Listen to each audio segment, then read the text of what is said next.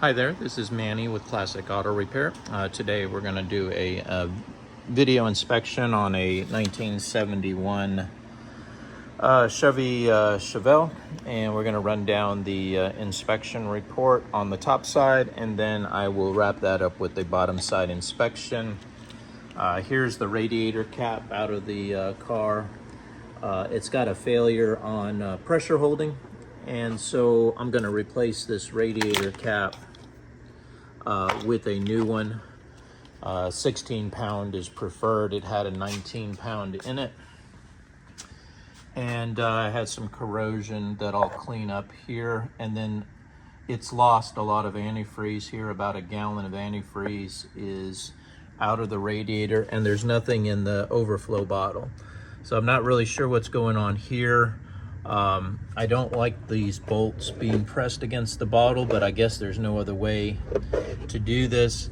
But for some reason we have no fluid in here, no fluid in the radiator, so something happened during the drive. Maybe it purged out the antifreeze from the radiator into the overflow bottle, and somehow or they didn't fill it up completely when they ran the car. So there's a couple things there. What I'm going to do is put a new radiator cap on it, fill it up with antifreeze, road test it, see if we can find any leaks in the system. I have not detected any on the top side of the cooling system right now, so I'll report back on that. Okay, so did road testing on the car and documented that on the estimate, so you'll have some information there. Brake fluid looks good. Checked it. Brake system is working the way that it should. I have no issues there. So I'll go ahead and put that cap back on there for you. On the air conditioning system, everything cooling is working correctly. I didn't see any issues during the road test on the air conditioning system. The electrical system is operating the way it should. The battery is charging. Alternator is showing 14 volts, so we do have good charging. Fuel system, fuel filter looks like it's in good condition. I don't see any fuel leaks on the car, and it's doing good during acceleration and performance testing. I didn't have any issues with the system. Battery is in good shape, and here is the quick disconnect cable right here. You just connect this end on a trickle charger, like a battery tender on Amazon is about $30–40. Pick one of these up, put it in your garage, and plug the end here. It'll keep the battery at 100% when you're not driving the car. Belts are in good condition. The clutch fan is working the way that it's supposed to. Thermostat is kicking in on the radiator, no problem there. So looking pretty good on the mechanical under the hood.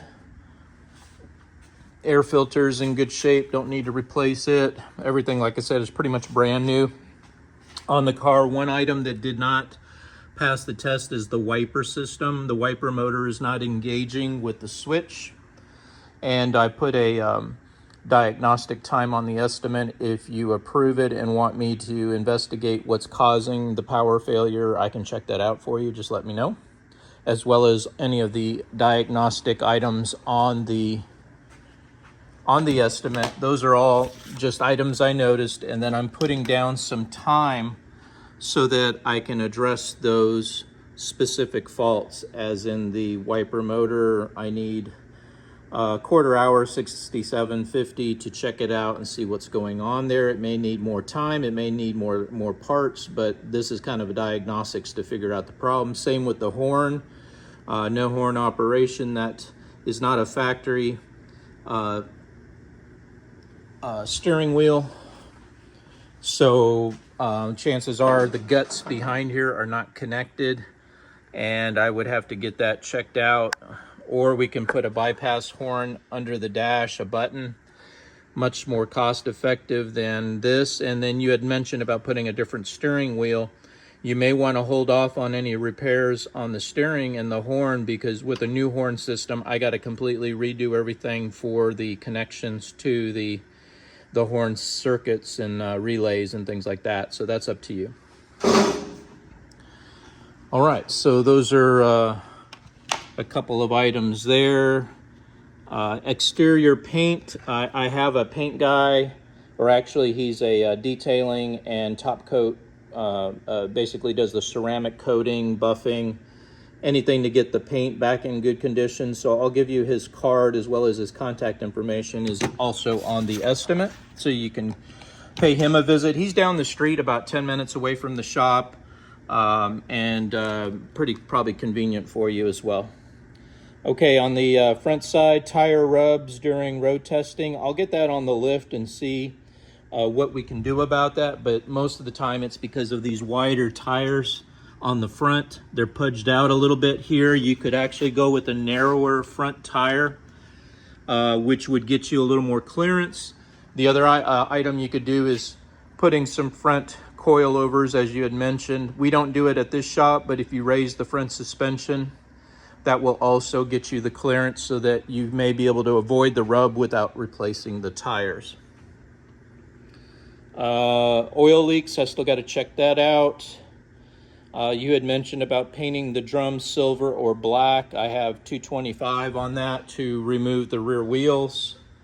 Take the drums off and paint them whatever color choice that you want, and put them back on there. So just let me know if that's something that interests you, and we can get that addressed as well.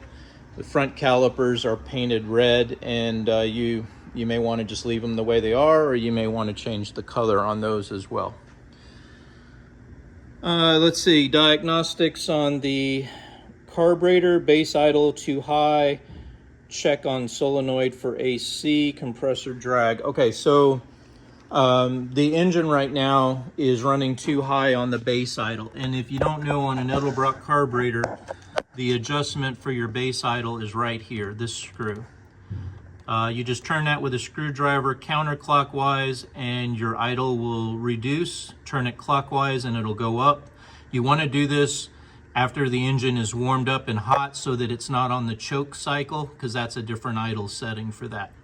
So that's your screw there. Don't adjust the fuel mixtures. That's something I do here at the shop during tune-ups, and it doesn't need any further adjustment when I'm done. That's these two screws on the front next to this red hose.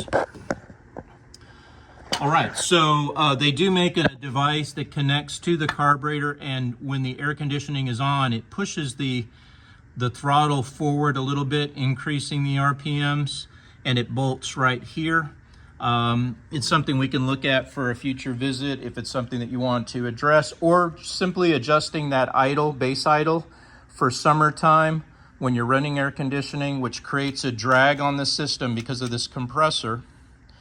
You need more RPMs to keep the engine at the 850 to 950 range. When you turn off the air, then your idle is going to be very high, closer to 1100.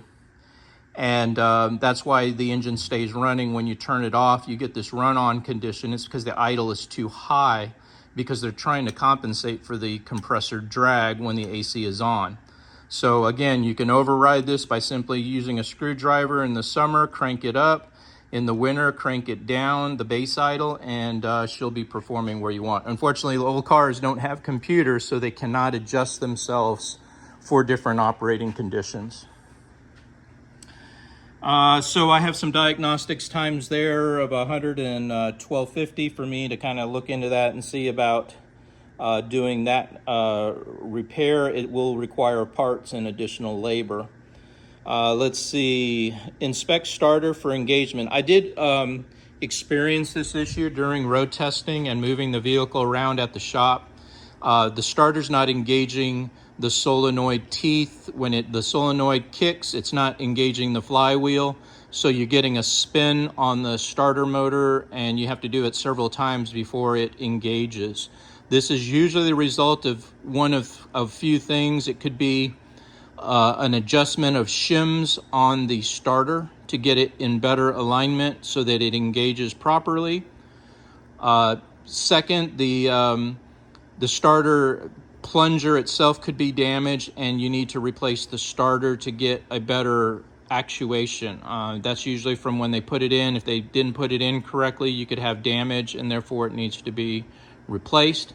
And the third item will be damage to the flywheel, which is when the teeth don't engage, or they engage partially, they can damage the teeth on the engine side of the equation, the flywheel, and those teeth won't allow, because they're damaged, won't allow the starter to engage properly. So those are one of the three things that it can be, and I'll diagnose it and get back to you the results on that if I have approval time of the 11250 to figure out what's going on there.